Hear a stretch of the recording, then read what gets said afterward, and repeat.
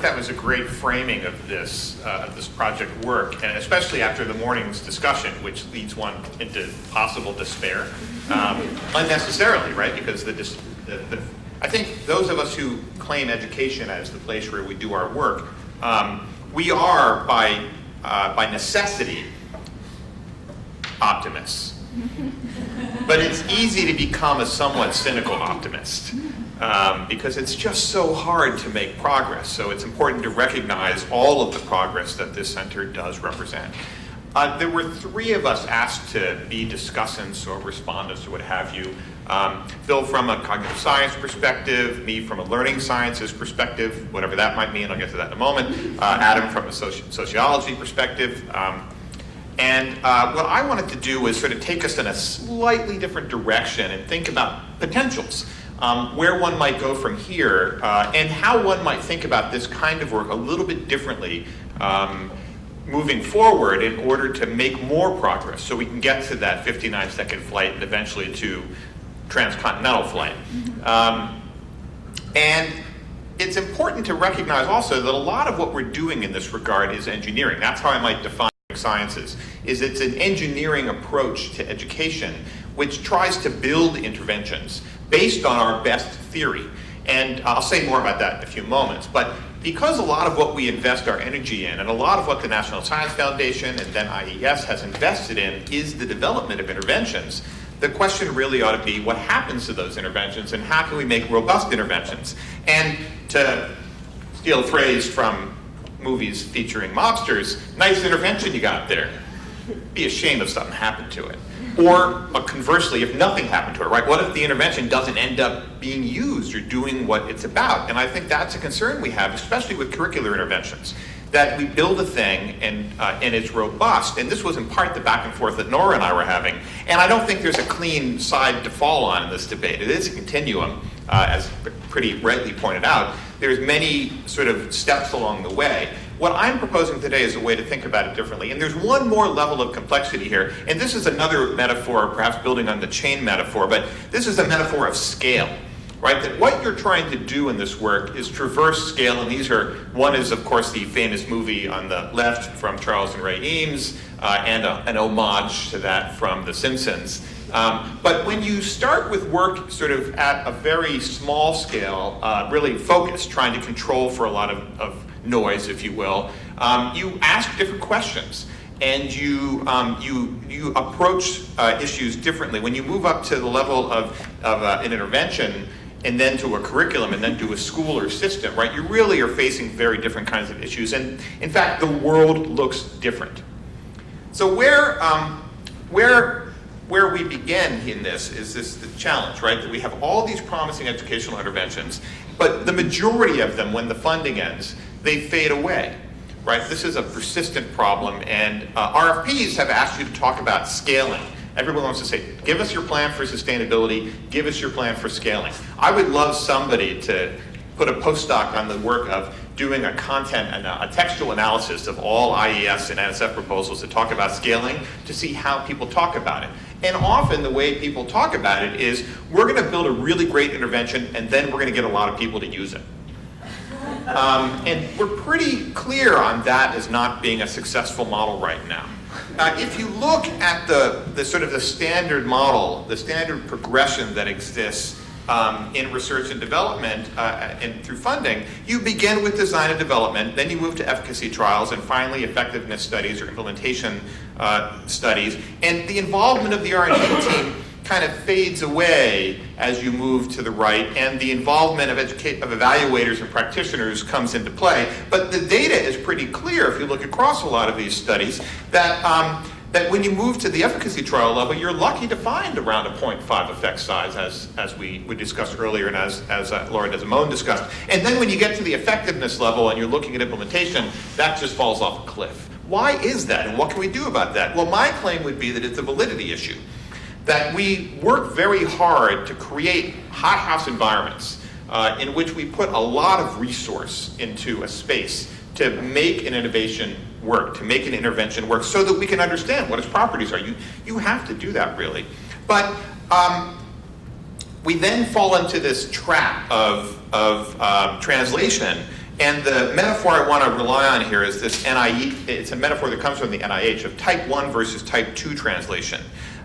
Where type 1 translation is about taking, it's really very much what the center is based on in many ways. So taking basic science, for instance, maybe the translation of biomedical research into treatments, and then trying to find ways to bring that into practice, as opposed to what Wolf calls type 2 research, or type 2 translational research, where the research focuses on closing gaps between research and practice, right? It's sort of the whole point of the enterprise. So here's some more breaking down of the differences. So first, what are you translating, right? So type 1, basic learning research into interventions.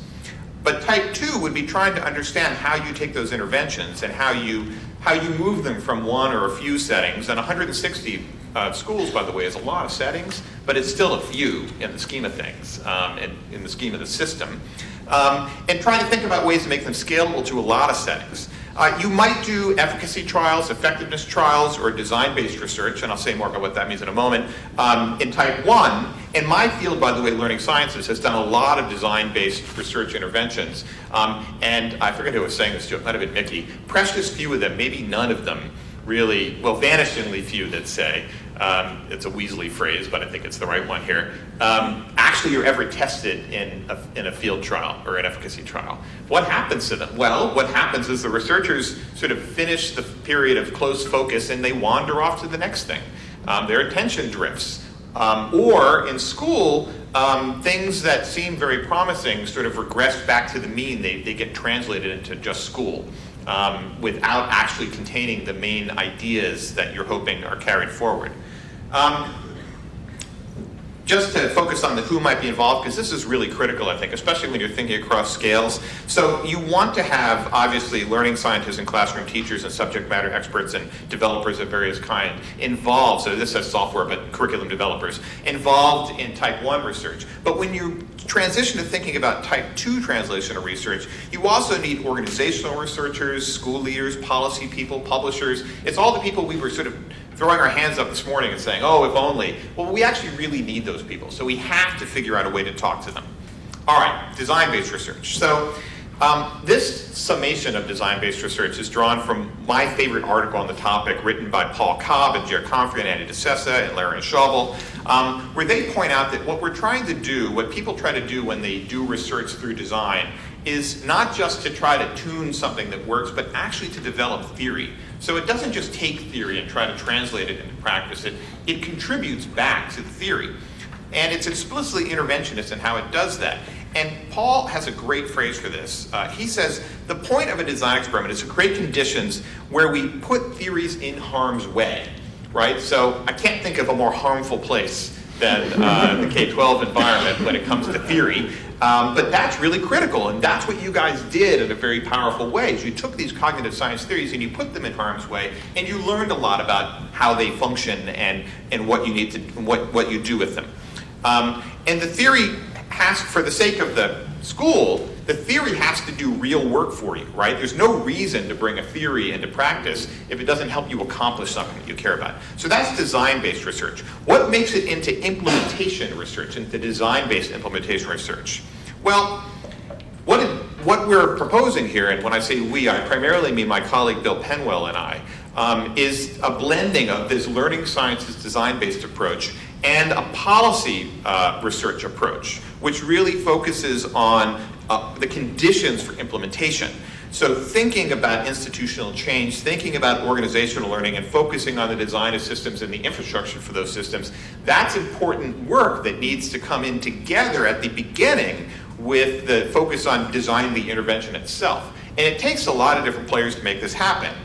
There are 4 key principles that we propose for thinking about this work, and they're I think all critical in different ways, but they suggest a very different kind of, again, organizing this kind of work. So first is a focus on a jointly defined problem of teaching and learning practice. So that's really important because in the end, if you want something to be useful and to be used, the people who you intend to use it have to view it as solving a real problem they have.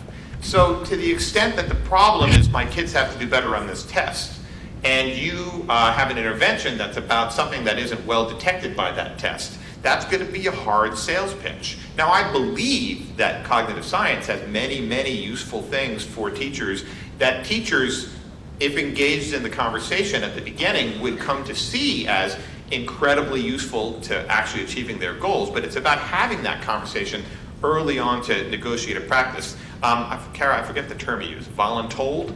That's a fantastic term. And it's on the way to actual conversation, but it's nowhere close to the destination. So really having those conversations and jointly defining the problem is important. And in the end, that problem is going to look and sound different if you're a practitioner and if you're a researcher. And I'm not saying that either one of us needs to change our way of talking, but we need to talk to each other, and we need to try to understand what each other is saying in order to create this joint understanding. Then iterative and collaborative design. It takes a long time, and you want to continue that collaboration as you go. And the third and fourth are critical, I think. This idea that you want to develop knowledge and theory through a disciplined form of inquiry here. This is not about tinkering. This is really about sort of making planful moves and documenting what happens in order to influence the theory that you have and let that theory influence the design. And the goal for the beginning needs to be developing capacity for change. So a key difference between many models that are currently prominent in funding and this approach would be that you begin from the beginning with scaling and sustainability, right? You think about what the conditions are that would enable your intervention to be scalable, and the designers don't fade away once you enter implementation. They're part of this all the way through, helping you continue to tweak because the design is iterative. And you also expect this conversation we were having this morning about which comes first, the chicken or the egg, the policy or the practice. You know, you cannot expect powerful innovations to survive in the wild without the changes at the system level. So we have to figure out a way to solve this problem and to incentivize the changes at the system level that the powerful designs demand. Otherwise, we're just stuck. Now, there's a lot of optimism again in this formulation. I recognize that. But I think if we don't keep sort of working at it, then we're not going to ever make progress. You need to focus on getting things right quickly, mostly right, not all right. Trying them out. Failing early and failing often is sort of a key premise in this kind of work. You know, being willing to take some risks. NSF for a long time talked about high risk, high reward as an important guiding principle for their research. And this key idea, right, putting theory in harm's way early, and then thinking about what is the big test and when is it appropriate to do that. I had a few slides about sort of different kinds of research phases and the kinds of questions you might ask. And I mainly want to show these. I'm not going to read them, but the idea is that there are different kinds of methods that are called for at different phases. And randomized controlled trials are a part of this, right? This is not about not doing RCTs. This is about waiting. I think, Nora, your plea yesterday was well felt by all of us. You know, waiting until you have the right thing to do the RCT on. And they are a key part of the process in order to understand what the impact of the innovation is on teaching and learning in comparison to other things you might possibly do or to business as usual. And in the end, really thinking about experimental comparisons of different kinds of support, which is different than experimental comparisons of different interventions, but make the actual conditions of implementation the subject of the experiment in order to inform policy and policy work about what are the minimum conditions for this to work, or if you have variable conditions, what's the variation in impact that this thing is going to have based on those conditions. So there's a bunch of problems here. I fully, I feel for this kid. I feel like this kid. You know, this stuff is hard for a number of reasons. One reason it's hard is establishing shared relevance across levels. So it's hard to establish shared relevance between a cognitive scientist and educational researcher. That's one level. How about between any researcher at a university and any practitioner in a school, right? Any practitioner in a school and any administrator in the central district office. These are all areas where we have to work hard to get this relevance aligned. Rewards are hard to balance. One reason why we don't see a lot of interdisciplinary work, and this also relates to the third point about collaborating across disciplines, one reason you don't see a lot of interdisciplinary work is that the way a researcher gets tenure is by focusing and by becoming the expert in a small, well-defined area. And that is not how we make progress in this work. So that reward structure is working against us. The way a teacher keeps their job is by meeting annually, is by contributing to a school's AYP, annually yearly progress, and by making sure that their children are all making progress. And that's getting more and more dicey for teachers as the ways of measuring that become more apparent and more easily applied by school leaders. So that's a different kind of reward that may say, don't take a risk, right? Do what you know will work. And we have to balance these kinds of rewards. Interdisciplinary collaboration, completely unnatural in the university. Really goes against the grain of the way things are established in universities. Luckily, there's some places where that is turning out to be less true, and we're finding lots of interdisciplinary groups popping up, and policy has actually a really important role to play, or funding has an important role to play in bringing these kinds of collaborations together. Timetables and cycles, Andy mentioned they're still working on some of the data, and I sympathize with that. You guys are actually moving much faster than most of my projects do. But when you do a post-test with students, teachers would like that post-test to use as an assessment. They don't want to hear from you, you'll have it back by the end of the summer. That's not helpful. So synchronizing those schedules are important, and earning trust is important.